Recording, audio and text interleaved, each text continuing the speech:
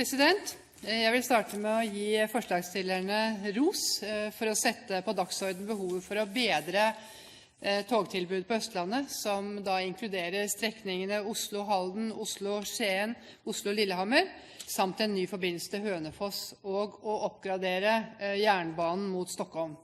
Samtidig så setter også forslagsstillerne på dagsorden og retter oppmerksomheten på hva som er nødvendig av moderniseringsgrep innenfor dagens planleggingssystem. Og pendlere, reisende, næringsliv kan underskrive at det behovet er stort.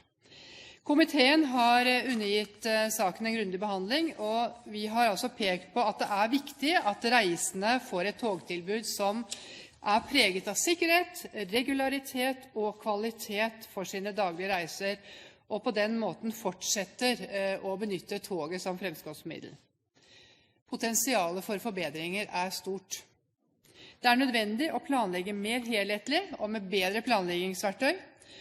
Modeller som viser lønnsomhet, og som også har med seg ringvirkninger for hele samfunnet, må synliggjøres, ikke bare innenfor det enkelte transportprosjekt.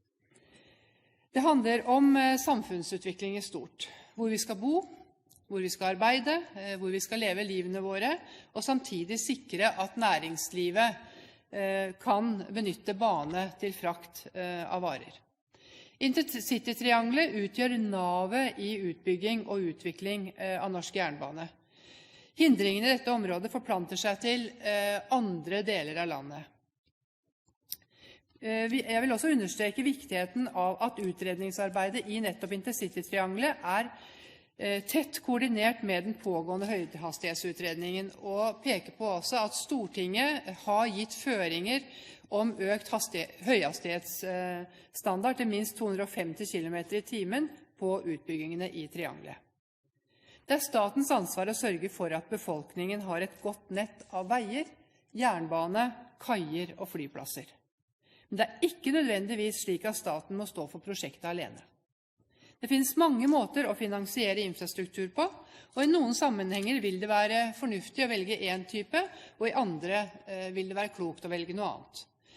Sett fra Høyres side, så er det viktig at vi vil peke på at vi vil åpne for nye modeller, prosjektfinansiering, offentlig-privat samarbeid, som vi i stor grad også har erfaringer med i Norge, og atter andre former som vil gi mer jernbane raskere, mer fortløpende og billigere.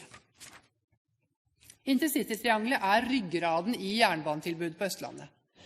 Og Jernbaneverkets stamnettutredning i forbindelse med Nasjonal transportplan for perioden 2010-2019 pekte klart og tydelig på det store forfallet som er på det meste av jernbanenettet i Norge.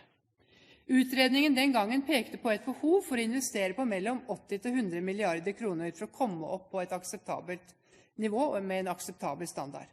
Det er fint med økte bevilgninger som er gjort på jernbanen de siste årene, men dette er også småtterier i forhold til det store behovet som jernbanenettet i Norge har, og spesielt da innenfor Intercity-triangelet mellom Skien, Halden og Lillehammer. Dersom jernbanen også skal ha en fremtid, og det skal den, så er det viktig at regjeringen og jernbanesektoren vier horisonten og tar i bruk nye måter både å planlegge og organisere og finansiere jernbanen på. Tilstanden på dagens jernbane i Østlandsområdet er ikke god nok til å levere tilfredsstillende reisetilbud.